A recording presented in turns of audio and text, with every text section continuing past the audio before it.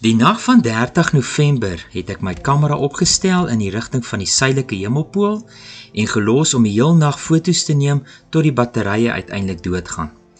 Toe ek later na die foto's kyk, was ek nogal verras om te sien die kamera het 803 foto's van 30 sekondes elk geneem. Dit was van 20 voor 9 tot 20 oor 4 die volgende oggend. Dit gee 'n tydstuur van 6 ure en 40 minute wat in hierdie video verloop.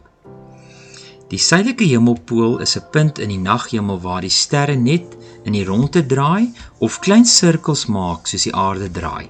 Iets wat julle mooi sal sien uitgebeeld word later in die video. Goed, die video het te vinnig gespeel en julle kon nie alles sien nie, so kom ons begin weer en dan wys ek ook sommer meer uit wat julle gemis het. Hierdie is die Groot Magellaanse Wolk en die tweede helderste ster in die naghemel Canopus. En hierdie is 'n vliegtuig op pad Johannesburg toe.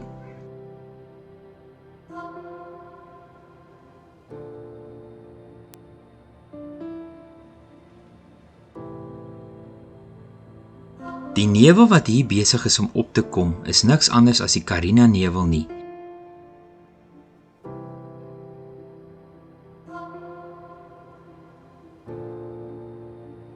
En hier is die Suiderkruis ook besig om bo die horison uit te kom. Hier begin die Starlink-satelliete laag op die suidelike horison. Veral in die somermaande kan mense hulle sien as helder ligte op die horison, soos die sonlig tydelik van die Starlink se sonpanele af weerkaats word. Soos die aarde draai, verander die hoek met die son en daarom dat 'n mens kan sien hoe dit van die weste na die ooste toe beweeg na die oggendure toe. So gebeur dit toe ook dat ek 'n baie onlangse Starlink-sending ook afgeneem het terwyl die satelliete nog baie naby mekaar was.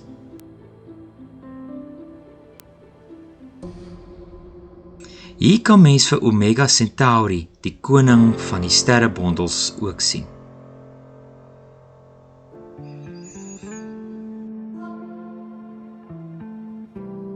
Om vir julle mooi te wys hoe die suidelike hemelpool lyk, het ek vir julle die foto's so saamgestel.